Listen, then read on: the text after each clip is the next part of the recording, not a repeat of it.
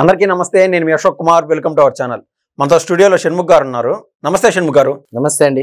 షణ్ముఖ్ గారు, last debate మీతో ఏదైతే నేను మీ ఇంటర్వ్యూ చేశానో ఒక 2 రోజుల ముందు కూడా మనం డిస్కస్ చేయడం జరిగింది. ఆంధ్రప్రదేశ్లో ఈ యొక్క సూపర్ 6 హామీల గురించి కానీ రకరకాల విషయాలపైన మనం చర్చించాము. అందులో భాగంగా మీరు మాకు అద్భుతమైన విషయం మాకు చెప్పడం జరిగిందండి. వేసవి సెలవులు దాటిన తర్వాత ఏదైతే మన రాష్ట్రంలో గవర్నమెంట్ జాబ్స్, ముఖ్యంగా డిఎస్సి జాబ్స్ పెండింగ్ ఉన్నాయో అవి భర్తీ చేస్తుంది ఈ కూటమి ప్రభుత్వం అంటూ మాకు చెప్పడం జరిగింది. అందులో భాగంగా దాదాపు 16,000 జాబ్స్, అంటే పిల్లలు ఎప్పుడైతే స్కూల్కి వెళ్తారో ఆ టైంకి 16,000 జాబ్స్ భర్తీ అయ్యే విధంగా ఈ కూటమి ప్రభుత్వం ప్లాన్ చేయడం అంటూ జరిగింది. కానీ ఇవాళ సాక్షిలో ప్రధానంగా ఒక ఆర్టికల్ రాశారండి. దాదాపు 27,000 ఉద్యోగాలు ఖాళీ ఉంటే కేవలం మీరు 16,340 చిల్లర ఉద్యోగాలు ఇచ్చి ఏకంగా 11,000 ఉద్యోగాలకి మీరు టోకరా పెడుతున్నారు అని సాక్షి వారు ప్రశ్నించడం జరిగింది. దీనిపైన మీరు ఏమని చెప్తారు? ముందుగా సాక్షి పేపర్లో ప్రచురించినటువంటి కథనం ప్రకారము పోస్టులు 27,000, బొక్క 11,000, ఇచ్చిన నోటిఫికేషన్ దిక్కు దివానా లేదు. కానీ కూటమి ప్రభుత్వం ప్రజలను నిండా ముంచుతుంది, నిరుద్యోగులకి శటగోపురం పెడుతుందని చెప్పేసి అన్నట్టు కథనం రాయడం జరిగింది. మరి నిజంగా తెలుగుదేశం పార్టీ ఇప్పుడున్నటువంటి కూటమి ప్రభుత్వం నిజంగా గతంలో తెలుగుదేశం పార్టీ డిఎస్సి నోటిఫికేషన్లు ఎప్పుడెప్పుడు ఎన్ని ఉద్యోగాలు కల్పించింది? నాకు తెలిసి ఈరోజు ఉపాధ్యాయులు ఇంతమంది ఉన్నారు అంటే ఆంధ్రప్రదేశ్ రాష్ట్రంలో అది ఒక తెలుగుదేశం పార్టీ వల్ల అని చెప్పేసి స్పష్టంగా చెప్పవచ్చు. ఏ సంవత్సరంలో ఎంత రిక్రూట్మెంట్ జరిగింది అనేది కూడా మనం ఒక్కసారి వాస్తవాలు తెలిపే ప్రయత్నం చేద్దాం. 1994 సంవత్సరం 16,238 మందికి రిక్రూట్మెంట్ చేయడం జరిగింది. ఉమ్మడి ఆంధ్రప్రదేశ్లో, తెలంగాణ, ఆంధ్ర. ఓకే. 1996లో 16,838 మందికి డిఎస్సి నోటిఫికేషన్ ఇవ్వడం, భర్తీ చేయడం జరిగింది. 1998 29,269 మందికి భర్తీ చేయడం జరిగింది. 2000 సంవత్సరంలో 24,388 మందికి ఉపాధ్యాయులు భర్తీ చేయడం జరిగింది. 2001లో 26,129 మందికి ఉపాధ్యాయులకు భర్తీ చేయడం జరిగింది. ఇవన్నీ డిఎస్సి ద్వారా. మరి 2002 31,699 మంది, 2003లో 12,430 మంది, 2003 వరకు 12,430 మంది. అంటే ఇక్కడి వరకు తెలుగుదేశం పార్టీ పరిపాలించిందండి.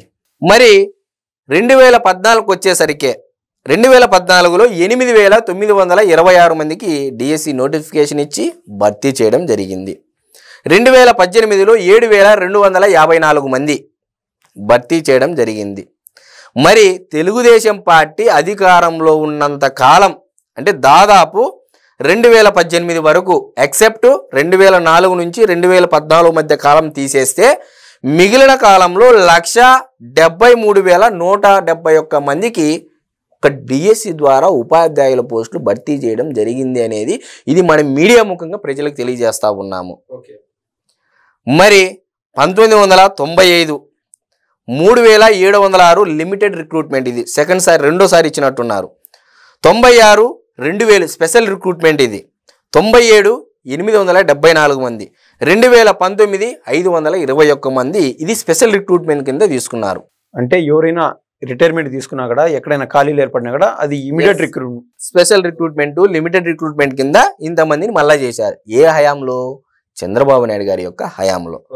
మరి ఇప్పుడు చంద్రబాబు నాయుడు గారి హయాం గురించి మనం మాట్లాడుకున్నట్లయితే, ఇప్పుడు మీరు చెప్తున్నటువంటి మాట ప్రకారము ఏదైతే 11,000 బొక్క ఇచ్చినటువంటి నోటిఫికేషన్ లేదంటున్నారో, అయ్యా ప్రజలందరికీ నేను చెప్పేది ఏంటంటే, చంద్రబాబు నాయుడు గారే దాదాపు 1,80,272 మంది ఉపాధ్యాయులు ఈరోజు ఆంధ్రప్రదేశ్ రాష్ట్రంలో ఉపాధ్యాయుల పోస్టుల్లో ఉండి వారి జీవితాలను సాగిస్తున్నారు అంటే చంద్రబాబు నాయుడు గారి వల్ల కాదా, అవునా అని నేను ప్రశ్నిస్తున్నాను.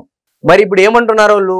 16,347 పోస్టులకి ఏదైతే డిఎస్సి నోటిఫికేషన్ ఇస్తామని చెప్పారో మరి ఇప్పటికీ ఇవ్వలేదు, దాన్ని భర్తీ చేయలేదు అంటున్నారు.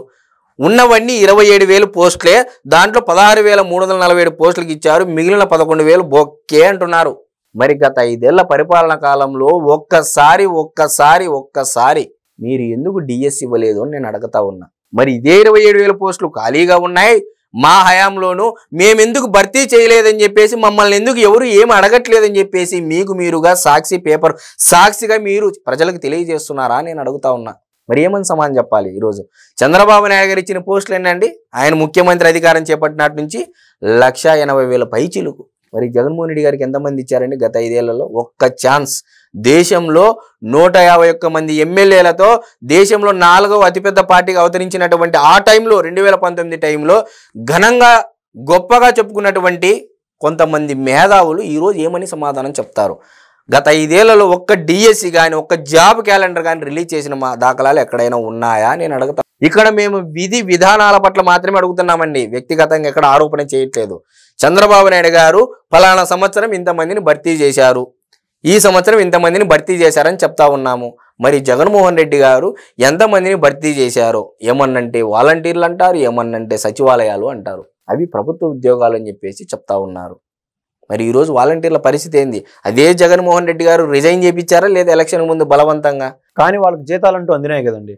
అంటే లాస్ట్ ఒక సంవత్సరం జీవో. నేను అదే అంటున్నా, ఇక్కడ ఎవరు ఏ మాయలో పడి ఏ విధంగా ప్రజలను నిరుద్యోగులను మోసం చేస్తున్నారనేది స్పష్టంగా గమనించాలి. ఈరోజు వాలంటీర్లు అడగాలి జగన్మోహన్ రెడ్డి గారిని, మీరు మా చేత ఎందుకు బలవంతంగా రిజైన్ చేయించారు? ఎలక్షన్ కు ముందు వాళ్ళకు జీతాలు ఇచ్చారు, ఏ కారణం చేత మమ్మల్ని రిజైన్ చేయించారు, ఏ ఉద్దేశంతో మమ్మల్ని రిజైన్ చేయించారని చెప్పేసి వీళ్ళు అడగాలనా లేదా? వాళ్ళు ఆ టయానికి ప్రభుత్వ ఉద్యోగస్తులుగా ఉంటే వీళ్ళకి ఎలక్షన్ లో తోడ్పాటును అందించలేరు. అందుకు అంటే ఇది ఒక 1000 కోట్ల స్కామ్ అండి, మనం డిస్కస్ చేస్తాం. మరి ఇప్పుడు ప్రభుత్వ ధనము ఎవరు దుర్వినియోగం చేశారు? నిజంగా కూటమి ప్రభుత్వము చిత్తశుద్ధి అంతఃకరణ శుద్ధి ఉంది కాబట్టే, అంటే జనవరిలో రిలీజ్ చేస్తామన్నప్పటికీ కొన్ని అనివార్య కారణాల రీత్యా ఎలక్షన్ కోడ్ నేపథ్యంలో భాగంగా మే జూన్ వచ్చే అకాడమిక్ ఇయర్ ఏదైతే స్టార్ట్ అవుతుందో అంత లోపల మేము పూర్తి చేసేస్తాము, భర్తీ చేసేస్తామని చెప్పేసి శాసన మండలి సాక్షిగా, అసెంబ్లీ సాక్షిగా అటు ముఖ్యమంత్రి నారా చంద్రబాబు నాయుడు గారు, ఇటు విద్యాశాఖ మంత్రి అయినటువంటి నారా లోకేష్ గారు చెప్పారు.